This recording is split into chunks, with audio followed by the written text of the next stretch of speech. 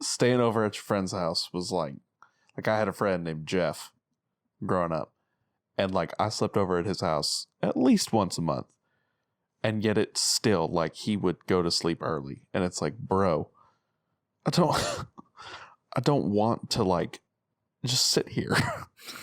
Dude, it's never like y'all both get tired at the same time either. Because I've had times where I'll go and I'll sleep at somebody's house. And I'm like, all right, cool, tight. I'm about to be up for a while. And I'll pass out and I'm like, damn it. Now I'm the dude who went to sleep at somebody else's house mad early. That's the right. So you wake up and you're like, oh yeah, I beat this part of the game while you were asleep. He always used to do something that would make me so mad. He used to buy and rent single player games. And make me sit there and watch him play. Watch? No way. See, that's always the worst feeling. That's the opening ever. feel for Twitch streamers now. Like, man, I will never forget the day he bought Chocobo Racing on PS1, and we got it home, and I was like, "Yo, plug that Player 2 controller in. That game is a single player kart racer." Yeah. What kind of kart racer is single player? That's ridiculous. Actually ridiculous.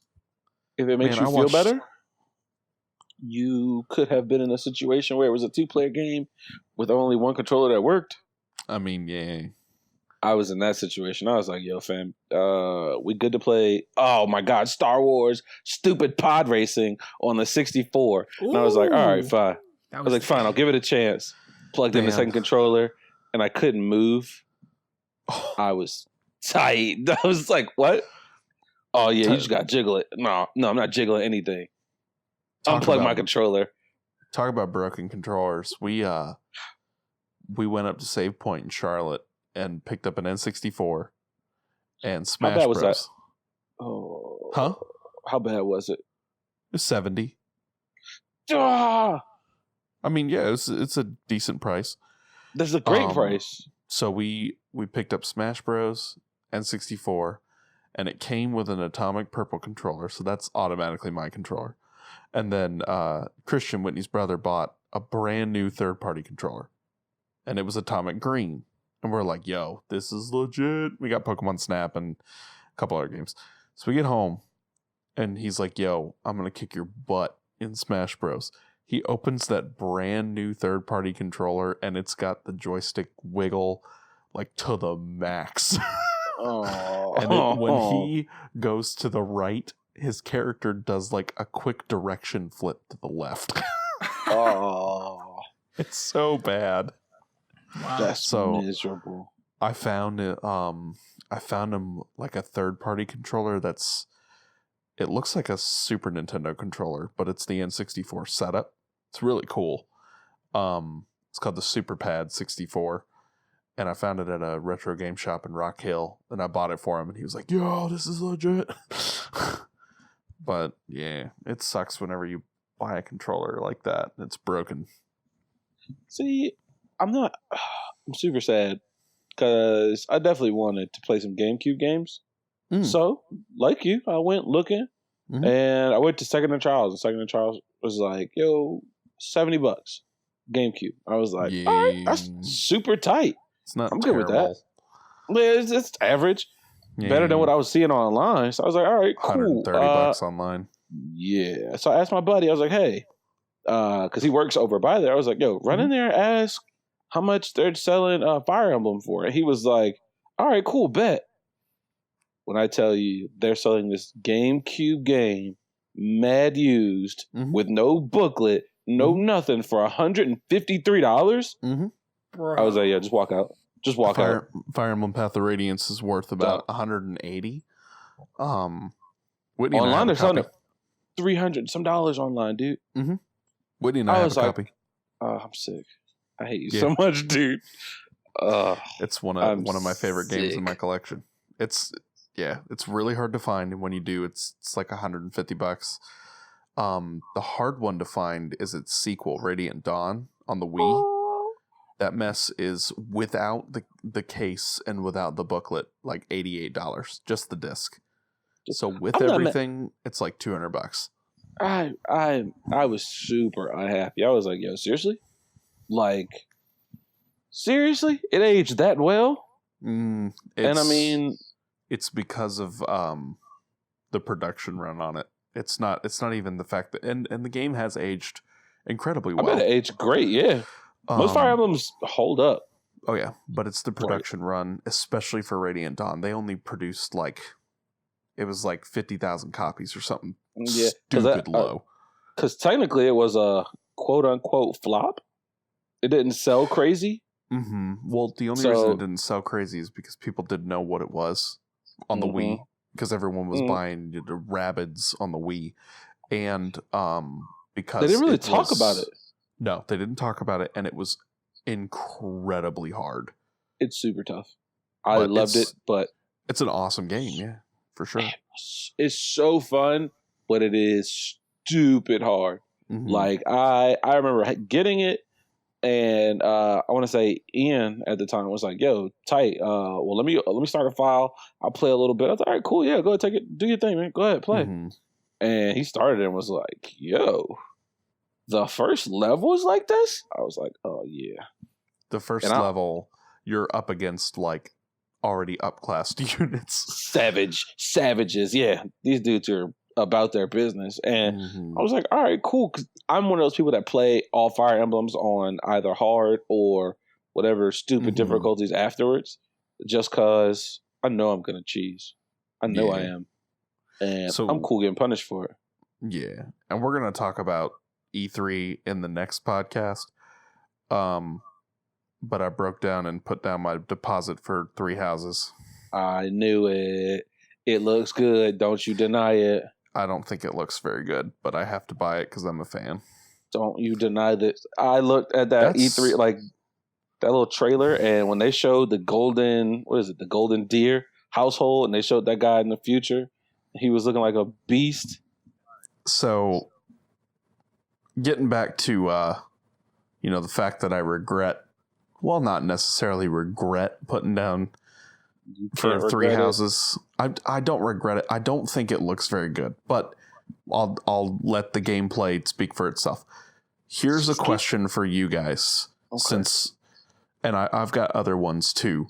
But what's a game that you regret putting down your cash for before you even played it? Not even after, but you put your money down and you immediately feel like, man, I'm not sure I needed that. Honestly, Anthem. As much as I wanted that game to be fire, and I pre-ordered. Kaiser is nodding furiously. I pre-ordered that game, and I pre-ordered the $100 edition, and I was like, all right, cool. I trust BioWare. I rock with BioWare. I like them a lot. I like what they produce for Dragon Age. I'm usually all right with their Mass Effect series, so I'm like, all right, cool. I'll let you do your thing. And they did not do their thing. See, I couldn't care less about BioWare. See, that's always so weird. But I like Dragon Age. I've been playing Dragon Age since the first one. Played every one of them right on time. I love the progression that they've gone with through those games. But then I also always flash back to Knights of the Old Republic 1 and 2, Jade Empire, games like that. Those games are fun. They always deliver a multiple choice, real dope experience. So this was their first time going kind of singular. There's not really that many choices. It's kind of like, yo, I'm this dude. I'm being this dude throughout the whole story. Any surprises? Nah, I've been the same guy the whole time. It's just one of those things. So they didn't really hit that out of the park as it was a single narrative. It just looks so shallow. Yeah. Everything about Anthem looks like a husk. It was. I heard it was fun, but I heard it was not worth the money. The flight was tight. The flight was super tight, and even the combat. If they were to turn that into a Iron Man game, I'd be like, "Oh yeah, that's killing it, 100% killing it." But as its own thing, as a standalone, it needs more. It feels the same as Destiny 1 did, where it really could have been dope. And every time I played it, I was like, if only they had done this, or if only they added this, or if only they did. And then in Destiny 2, of course, they're like, yeah, we did all the stuff that you guys said. But by then, you're like, yo, that's cool, but like, I'm good. No one cares anymore. Yeah. But in that same push, I remember like pre-ordering, going all in for Anthem. And then I think Cam was talking to me about Division. And he was like, I think I'm going to get Division and play it a little bit. So I was like, all right, cool, I'll get it and play. And I got it on a whim, and it was flames. Super Division impressive. 2? Division 2, super impressive. I was blown out of my skin because I was like, well, God, this is so much better than the first one. Like, so much better. Okay, so that's a good flip side. So not only what is a game that you regret putting down for, but what's a game that you were like blown away by? Like even after you put your coin down for it. Kaiser, what you think? Rocket League. So with Anthem, I didn't buy Anthem. Anthem was the first time I was like, I'm not gonna pre-order a game before I see gameplay or see like the final build of it. Yeah. But definitely last year with Black Ops 4. Black Ops 4 was quite the disappointment. I dropped my $100 on that. Haven't played $100 worth of it. Never will. It's a very disappointing game. But yeah, that hurts a little bit. Yeah. I don't know if I really have a flip side. Don't really buy a whole lot of games, but I'd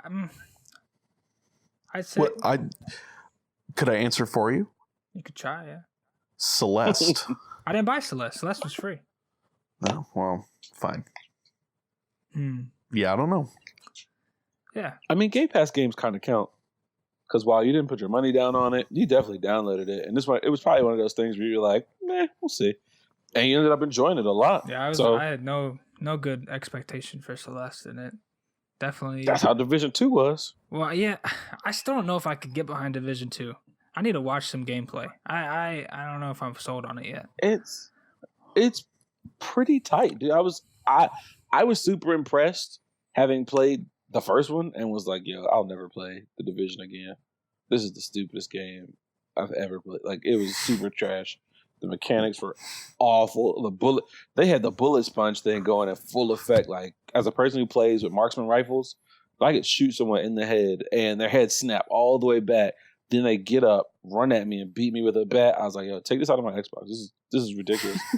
I never want to do this again. It's third person, isn't it?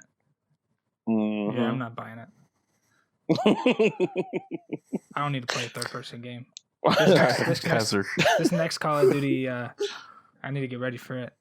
It's gonna Kaiser be the one. plays it close to the chest, man. I mean, those first person shooters. If I'm gonna play a realistic shooter, it needs to be first person. If I'm gonna play Fortnite, Yeah, fair enough. I'll play third person. So, yeah. Fair enough. What about you, Mackie? So I've got two games in mind. My game that I regret putting down coin for is Sea of Thieves. So Whitney, and I believe we talked about this before, possibly on the podcast, maybe in a video, but Whitney played the beta for Sea of Thieves for like 4 days straight. Like, did not put the game down once. I remember seeing her a lot. Yeah. So I was thinking, yo, if this is the beta and she's playing this much, I can't wait for the game to come out because this game is going to be so cool if this is the beta. So I went to the store, put down my $60, picked up the game, brought it home. She puts it in, plays it once, and it's the beta. Why didn't you just Game Pass it? It wasn't out on Game Pass. Oh, day one it came out on Game Pass. No, it did. It was it was the first one. It was the first one to come out on day one. So I didn't really believe in Game Pass then. I was just kind of like, nah, whatever. I'm not paying $10 a month for games I don't need to play. But she played it once, and it was the beta, just on a disc. And she has, and I know they've updated it. I know they've made it much better. I know they made it a completely different game. Yada, yada, yada. It doesn't matter. The disc is still in its box. Has not been in the Xbox since. So I regret that one. But a game that I put coin down for that I did not expect to exceed my wild expectations, more so Whitney's wild expectations, is Plants vs. Zombies Garden Warfare. Is that the second one or the first one? And its sequel, Garden Warfare 2. So she's played far more of Garden Warfare 2, but it is a third-person shooter in the Plants vs. Zombies universe, and it is absolutely awesome. It's pretty tight. Yeah, I downloaded it recently. It's pretty tight. It is so well done. It's incredibly detailed. The characters are really cool. She's been playing it for 3 years straight. Wow. Like, I've never seen my wife play a game this long. And has it been out that long? Yeah, it's been out since 2016. Oh my God. The second one? And she continues to play it. And she's in love with it. So, that's a game that I definitely am happy about. So, it's crazy that some of the games that you kind of invest in with like your heart, you're like, yo, that game, and they come out and it's like, that game the game sucks. But I don't know, do you have any genres that bother you like that? Like, so for me, as great as RPGs can be, there are a lot of traps in the RPG genre because you're like, yo, this looks tight. The box art is crazy. This looks like I got all the boxes checked. This is going to be dope. And you put it in and you get that first battle started and you're like, oh my God, what did you do? Yeah. Why would you do this? And they're like, yeah, this is only the beginning. No, it's the end for me, man. Cut this crap off. It's miserable. I think RTS games are like that for me. Those can be hit or miss. Because, something like XCOM. Oh, don't you go there. XCOM is tight. No, XCOM's awesome. And like Mario and Rabbids is legit. Something like Halo Wars. Halo Wars is kind of fun. It's kind of fun. Don't look at me like that. It's kind of tight. I got started on the original Command and Conquer. So if I pick up Halo Wars, I'm like, what is this? That's fair. But that's fair. Because you're playing I won't say inferior product, but not as inferior. It's an inferior product. Kaiser, you got one? Y'all ever play Sid Meier's Pirates?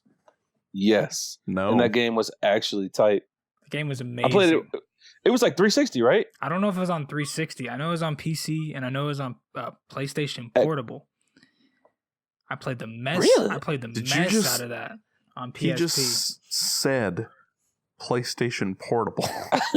So I got a razzie about that, man. So I got the PlayStation Portable Portable when it came out. Bro, if you say PlayStation Portable one more time, my skeleton's about to jump out of my skin. Why? It's the PSP, sir? It's the PSP. It's the same thing. No, it's not. Not as the PlayStation Portable. Are you trying to sell it or are you trying to play it? I'm just trying to I was trying to make, for people at home who don't know what a PlayStation Portable is, it's a PSP. He said it again. Well, I got the original Battlefront. I got the Battlefront 1 back when Battlefront came out. On what console? PSP. There you go. So I got that edition, so it's all white. Got the black Darth Vader mask on the back. I know what you got. It's clean. You still got it? Yeah. Yeah. But nice. I had Battlefront. I had like a Madden game on there. Like I had a bunch of games for it, but by it's far like 16. Maybe no, it was like 13. Is that what you said? It was a while ago. It was a low team. It was a low team. But it might have been 09 or 08. It was old. No. Yeah. No, it wasn't 9 or 8. I don't know. We'll I'll look. But I played Sid Meier's Pirates on there the most. That's the only game that I have played and beaten. Started over, played and beaten. Started over, played and beaten. I've played that game to its full extent on the computer. I played it to the full extent 3 or 4 or 5, 6 times on my PSP. Like I never got tired of it. It was That's awesome. You would sail from place to place, then you would have to there'd like be a dialogue you'd have with different governors and stuff, trying to get your reputation up. Then you acquire land. It was so cool, and I feel like it was a real smooth game. I don't know what kind of game. It's an RPG, but you also had like I feel like real time strategy aspects of it because you would control specific troops to go and fight. It's also got some like system management in it. From what it sounds like. Because you also had to manage the loot that you took from other pirates. Yep. Oh my goodness. You go find treasure. Oh, dude, the game. Oh yeah. Oh, imagine getting I used to love running into bigger ships than mine. Kaiser's gonna go dig out his PSP later tonight. I'm gonna find a way to stream it. Let's go. It was on the Xbox. It was on the Xbox. I don't know if they have it on the Xbox One. There's something you could buy. But it was on 360 for sure, because that's the first time I ever played it, and I was like, "Oh, this is tight. What is this?" And then I went and played Sid Meier's Civilization, and I was like, "Jesus, is that the same game? Like some kind of game?" No, Civilization's a little different. Civilization's almost like a board game. Yeah, it's more risky. Of course, they gotta do something it's stupid very with similar the to Risk. franchise. If you don't leave my court alone, I'm gonna turn you into one. Be a fuzzy cable. Never get cold. I think a game that I beat and then like just restarted. Did you look it up? It's on the Xbox. Just the Xbox. Which I wonder if it's up here. Xbox One X enhanced. Let's go. Oh, it is. Oh yeah. So you can buy it digitally, isn't it? Yeah. Or is it only disc? And then you can stream that. Oh, TCP Let's Play. It's $10. Gang.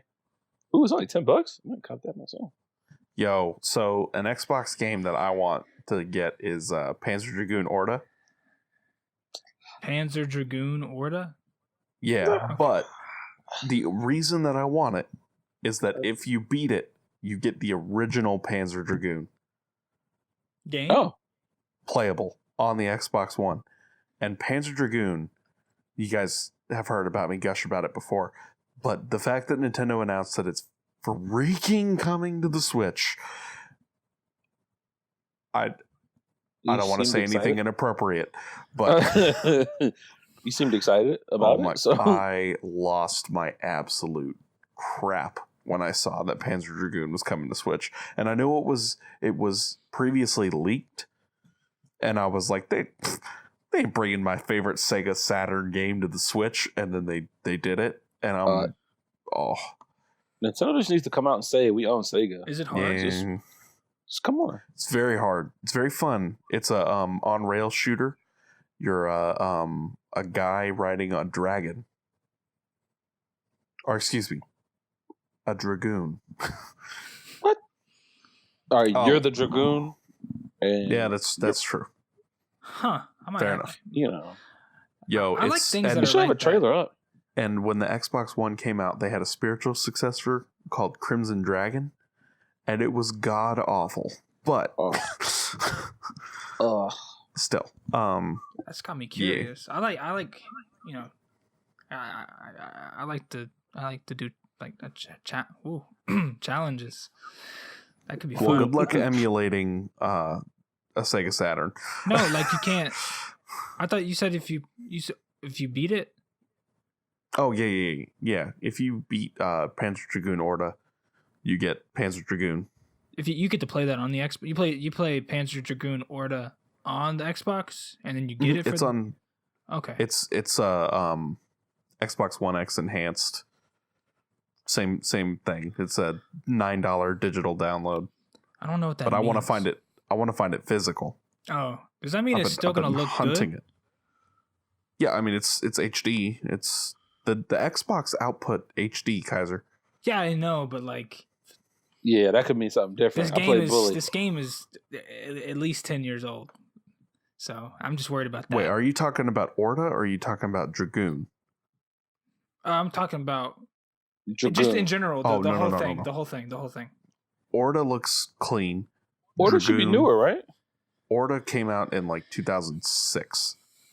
Oh, so my bad. I still have Sid Meier Pirate pulled up on the payment screen, so I was thinking about that. But I was thinking about just in general, like when they enhance it for Xbox One X, does that mean that they actually like clean it up enough, or does that mean that they just port the graphics over and it's HD, touched, but you know it's from that time?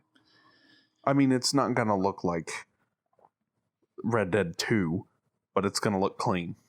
You know, it might look like Red Dead Revolver though. I haven't had like any interest in Red Dead. I'm sorry, 2002, not 2006. My bad. I was 5 years old. That is a miserable statement. Oh, wow! I'm gonna find it physical one day. That was I'm gonna be going through 17 years retro. ago, guys. Yeah. That's crazy. That sounds so crazy. That game can watch a rated R movie by itself. I was 12 in 2002. That's not bad. It's only 7 years older. I was 9. Dang, y'all old.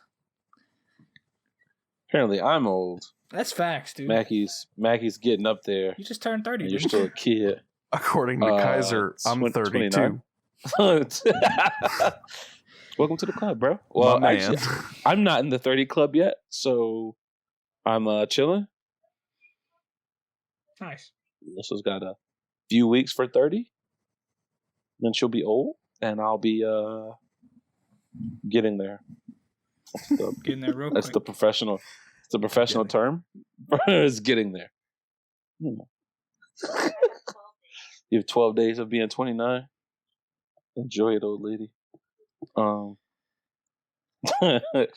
was I about to ask y'all? Oh God, I don't want to talk about too much E3 stuff. No, we're gonna do that next cast. I'm trying to save a lot of the juicy bits.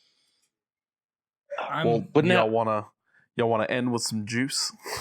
What we got? No, I'm just with the juicy bits left over. Okay. I'll save the bigger conversations.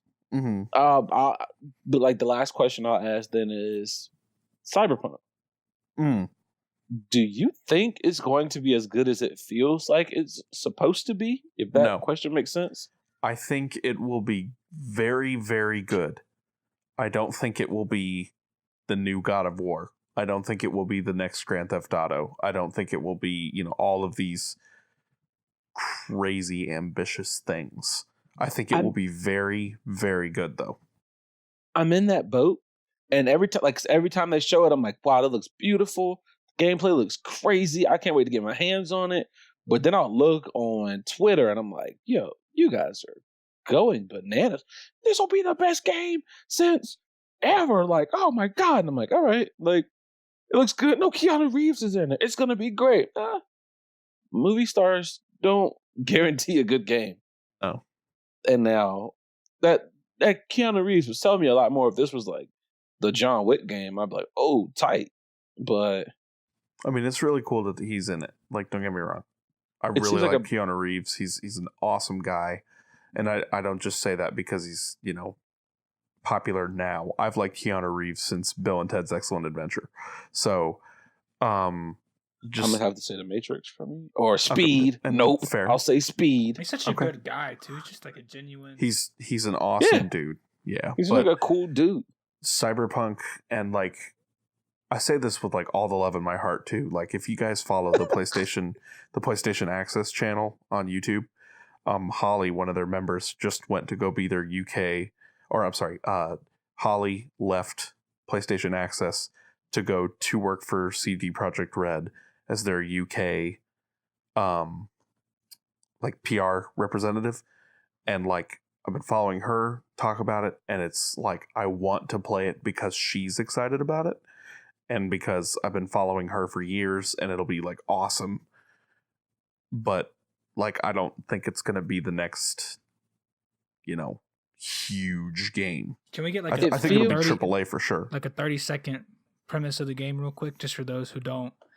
We don't know what it's about. What does it look like it's going to be?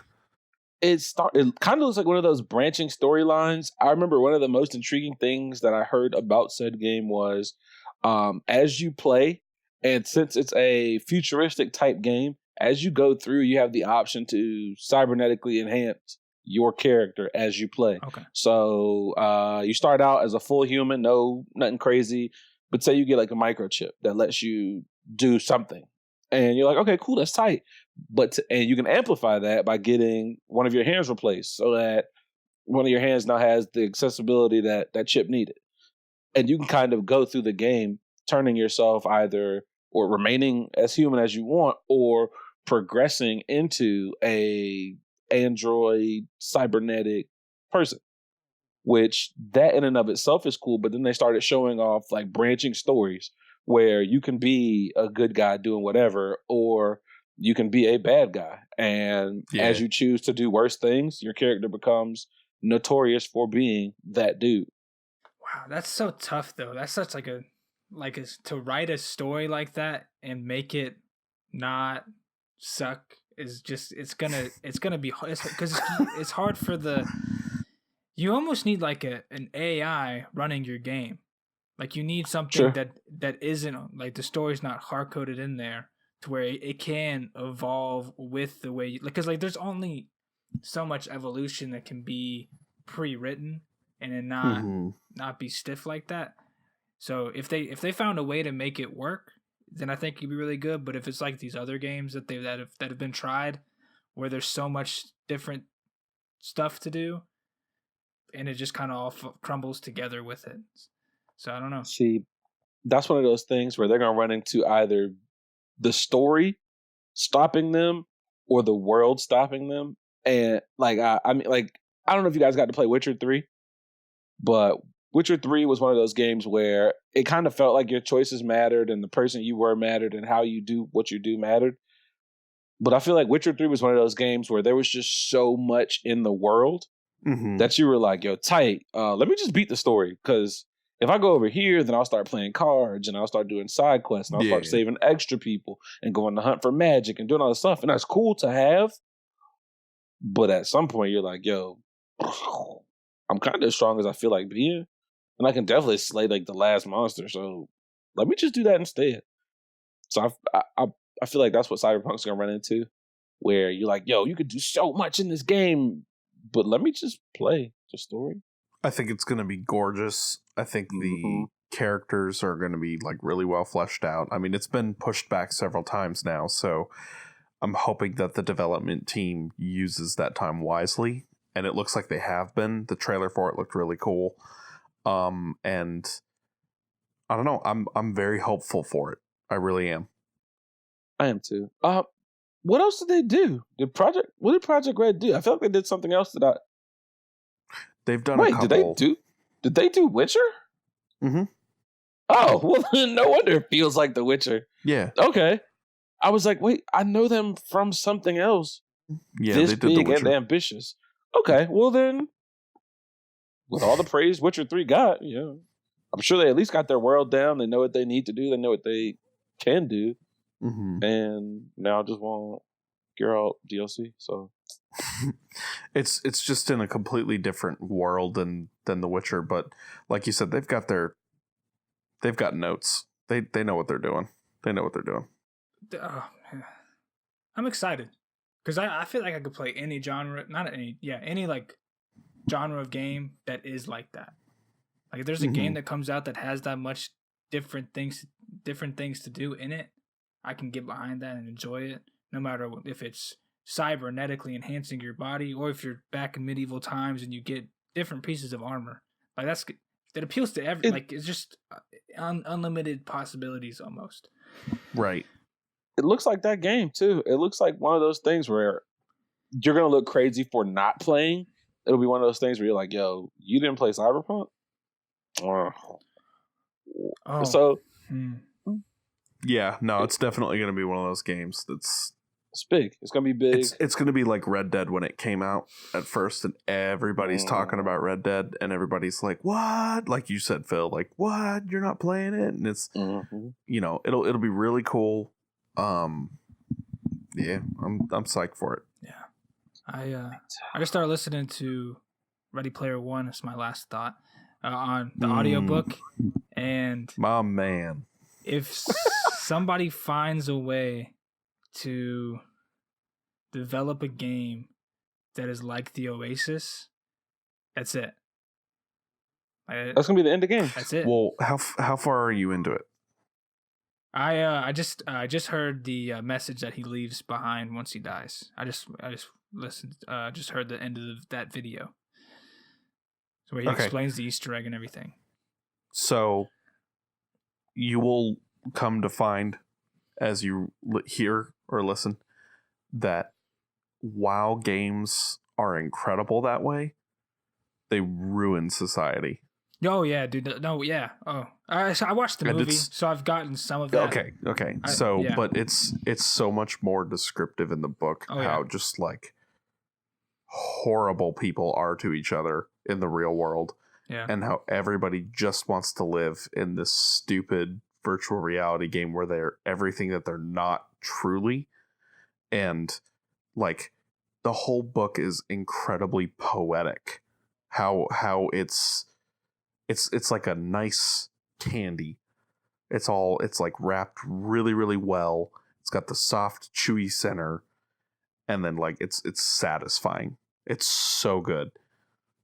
We're kind of getting like that now. Oh yeah, like it's going to happen. We're getting there. And I think that virtual reality is going to be the future for a lot of industries. Mm-hmm. I definitely see that as a possibility. I think it could be, I don't know, it could be for somebody like 3D modeling, just stuff like stuff that, I don't know, they could. Oh no, there'd be a way to integrate it a lot and kind of prevent people. I don't know. You're dead on, honestly, because I can already see banking, entertainment, especially entertainment, social media, all types of stuff are already starting to run through our electronic devices more than they do anything real world. Like it's a lot easier for you to get your credit card or your debit card on your phone than it is for you to go in and get another copy. Yeah, Apple for sure. Apple's doing that, like showing that off this summer with the Apple card, whatever they're calling it. Mm-hmm. And at that point, honestly, and it makes it interesting because people who don't want to get on the tech wave, the people who aren't learning more about computers and phones and all this stuff, they're gonna get to a point where it's like, yo, you don't know how to do this on your phone? Oh, well, we can't help you. We're not do it off our phone either. Like that's all we do. So it's getting there, and I'm interested in the society that would happen from that. But I also know we're gonna have a lot rougher people. Oh, yeah. Because you already see like the decline in mental fortitude just through social media. Oh yeah. So imagine when all your friends are like, "Yo, I'm tier 3 in the internet, and I can do this, and this," and you're like, "Dog, I'm tier 2. What do I got to do to be tier 3? Oh, you got to pay this, but you also have to beat this game, or you have to play this way, or you have to do whatever." So it's interesting. I don't want to get political or anything. Go down this rabbit hole. It's getting that way. In China, with the social rating system. Oh, that's a thing? I saw that. Oh, it's a thing. I saw that. It's becoming like an episode of Black Mirror, where in order to get hired for specific jobs, you have to have a specific amount of points on your social status. Yo. My jaw is on the floor. That is crazy. It's insane. It's incredible that they got people to ride with that idea. Like, yo, we're gonna judge you. Like, and you're gonna know we're judging you. And if you don't like it, like, you don't have to care about it. But you want to move up at your job, and you got a 3.1 rating, and their job requires a 3.5. Guess who doesn't get a raise and a promotion?